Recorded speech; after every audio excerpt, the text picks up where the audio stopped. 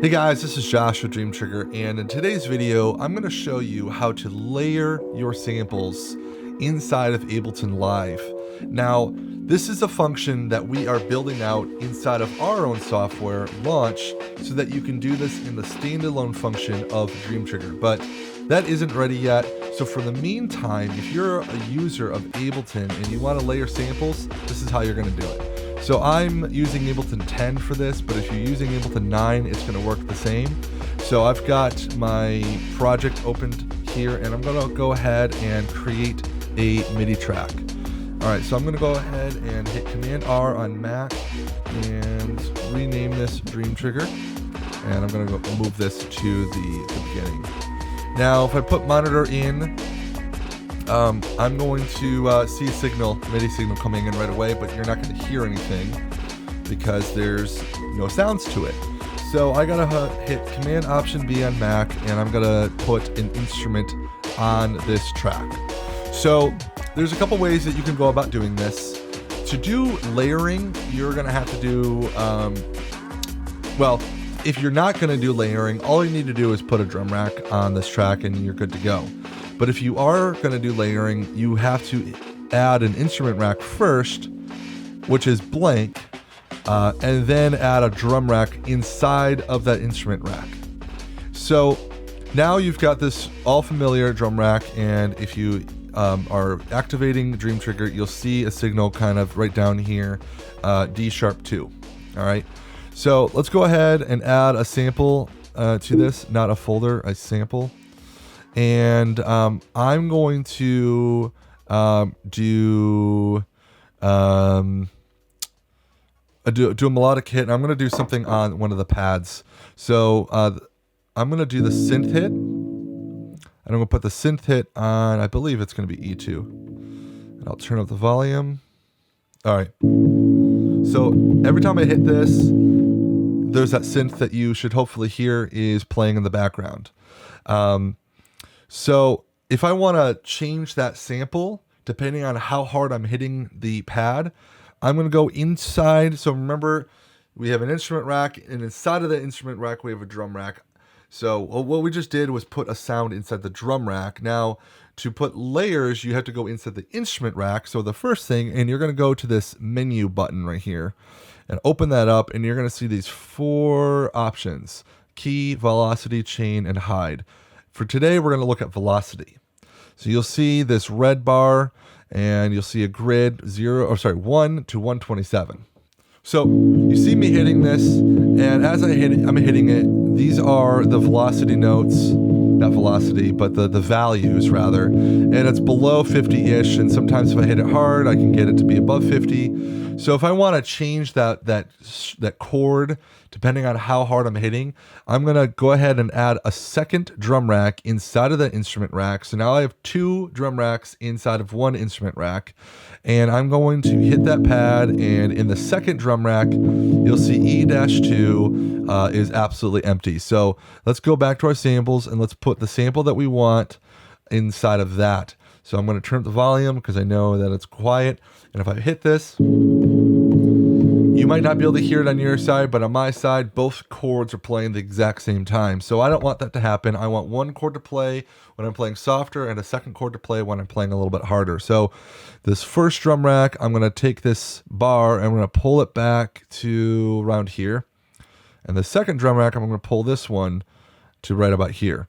So first, I'm just going to show you, this is a very hard cut. So it just stops at 48, and anything above 48, it's going to just hard cut, switch to the next sound. So let's play that.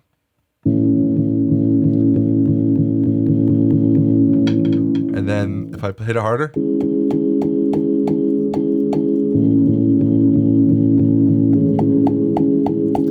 So I can get, I can make this a little bit better, and I can do a little bit of an overlap. And inside that overlap, I can have, if it will let me, there we go, blend the transition here a little bit better. I don't know why I can't, there we go. All right, so now you can see that I'm blending the transitions a little bit better. So let's see how that sounds.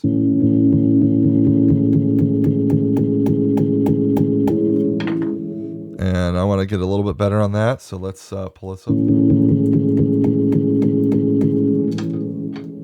There we go. So I'm not really hitting it. There we go. Right there. Now let's do one more trick right now. And I'm going to use the sensor for this. So this is going to be the trigger. And right now that is firing at D#2. So I'm going to go put Bottega sample on it. And let's see. I love the Charlie sound. So let's go ahead and put Charlie on D#2. I'm getting some double firing. So now you might hear this, that as I'm playing this, it's not playing every single time. And if you look at my velocity, it's because I'm hitting it above that threshold. So it's not, there's no sound there. So I'm going to go to my second drum rack and put Charlie on there as well. And now I'm going to get it all over. Okay. So what I want to do is I want to put a slight variation on the second sample of my trigger. So to do that, I'm going to actually go into the drum rack. So that is this menu right here. And then I'm going to hit this IO section. And what you'll see is these are your samples right here. And these are the notes that they're sending. So if I look at Charlie, it's D#2. I'm going to grab a tambourine. I like that one. So you could just grab this tambourine and put it on any one of these slots here. And you'll see that it just showed up inside the chain. You're going to want to go and change the note that it's sending to be the exact same note that Charlie is sending. So D#2, let's go find that, D#2. And you'll see that this just changed to multi. So if I hit play, both are playing at the exact same time. Now, one might be a lot louder than the other. So if you want to mix those better, you'll go to volume right here and you can reduce one a little bit. So I might reduce the tambourine a little bit. And again, I could play with this all day and get it to be really perfect. But that is what I'm doing inside the second drum rack. So now if we go and we see how it sounds, let's play it all together. So I'm going to try to play it quiet. This is me playing quiet. Okay. And then here's me playing it harder.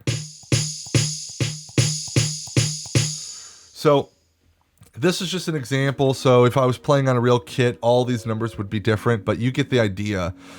You can really have a lot of fun with blending these samples and transitioning them really well so that, let's say you're playing a verse and you want a sample for the verse, but then you want that same sample, but a little bit bigger or different for the chorus, but you don't want to change anything.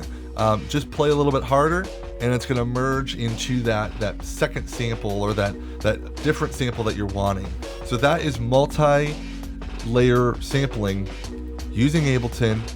And again, this very similar feature is going to be available in our standalone very soon, but for now, it's in Ableton. Please comment below if you have any questions, if you have a better way of doing it, or if you have figured out how to do this and you've got something really cool and you want to show it and you filmed it, I want you to tag me in those videos because I want to show other people that, and I want other people to see how other people are using Drēmtrigger. So again, appreciate you watching and let me know if you have any questions. Thank you.